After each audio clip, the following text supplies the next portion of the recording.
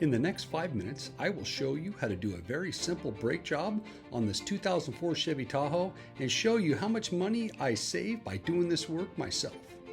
The first thing you should do is loosen up the lug nuts before you jack the car up in the air. Once you have the car up in the air, put the jack stands under for safety, and now you can remove the lug nuts. Now that we have the tire off, we look at the back of the caliper here and you can see there's 2 bolts that bolt the bracket to the caliper. Don't be like me and grab the wrong socket and try and take the bolt off. Check the socket, make sure it's the right size before you start. Now that I have the correct socket on there, I'm going to give her a good tug. These ones are on there pretty good typically, so just make sure you pull hard so it comes easy. Did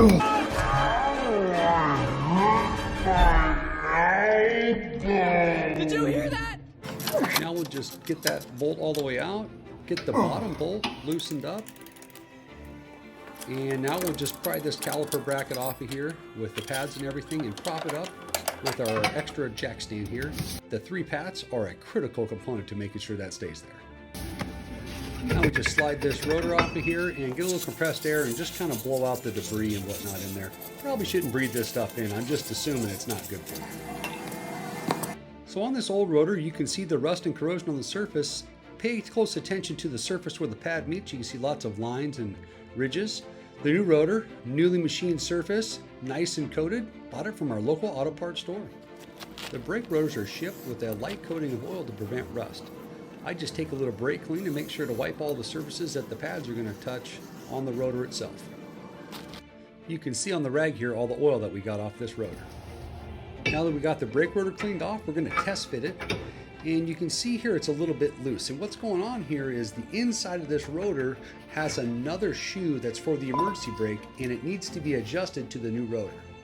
So there's a little star wheel or a pinwheel, and we'll take a screwdriver and slide it in the right direction to make sure that it expands those shoes out and gets tight on the new brake rotor. You might have to adjust this a couple of times. It definitely took me a few minutes to get it adjusted to where it was tight enough for me. Really what you're looking for here is a snug fit on that shoe to the inside of that rotor, and make sure that you've got some drag when you're rotating that rotor around.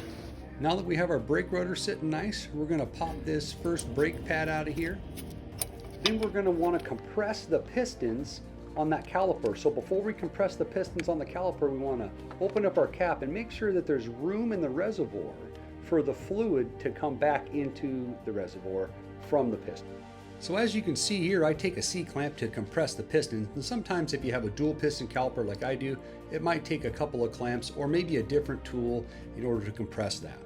The reason we want to compress these pistons is because the new brake pads are thicker and we need to make sure that they'll still fit over the top of the rotor.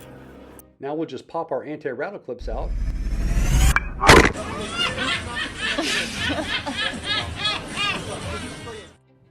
Now let's take a look at our new brake pads. So we take a look at our new brake pads. You could definitely tell the old ones were wore out. In case you're wondering, the little metal prong I was pointing at is what makes your brake squeal when the pads are worn out. That prong contacts the rotor and makes that annoying squealing sound. Let's go put these new pads in. Before we put the pads back in, we want to make sure to install the new anti-rattle clips. Some of them can be a little bit tight, so I just use a flathead screwdriver. Once we get the clips installed, we want to make sure to take a little bit of multi-purpose grease and put it on those clips anywhere that the pads are going to contact to prevent any kind of extra squeaking or squealing noises that we'll get from the brake assembly. Make sure to clean your hands off really well before putting these pads on. You definitely don't want to get that grease on the pad surface itself. Because we compressed the pistons, that caliper assembly should slide right over the new rotor. I always put a little grease on my bolts to make sure they don't get stuck in there, and go ahead and thread them in there by hand first.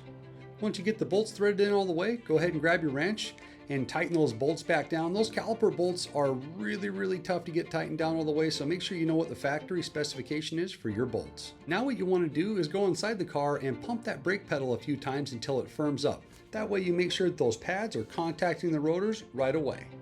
Before you put the wheel back on, you want to make sure you take a little more brake clean and wipe off any oil residue that might have ended up on them rotors. Now we'll go ahead and put the tires back on there. I make sure to hand thread the lug nuts on there before I use my tool, that way I don't cross thread them at all. While both tires are in the air If you spin one and the other one goes the opposite directions, you do not have a posi traction rear end. Now that the car is sitting back on its own weight, we need to torque down the lug nuts. This is very critical to the safety of your car. Make sure to torque them down to the correct specification and do it in a star-shaped pattern to ensure that they were all fully engaged. Me personally, I have missed tightening down a lug nut or two, so after I go through and do the star-shaped torque down, I check every single lug nut one more time just to make sure that they are all tight. Automotive shops would typically charge around $800 for a brake job on a car like this. The parts for me today to do this brake job cost me $253.17 for a cost savings of about $550. Not bad for a couple hours spent on a Saturday. I hope this video has helped you learn just a little bit more about how to do a brake job like this yourself, and maybe you can start saving money by learning how to do this simple work at your own home.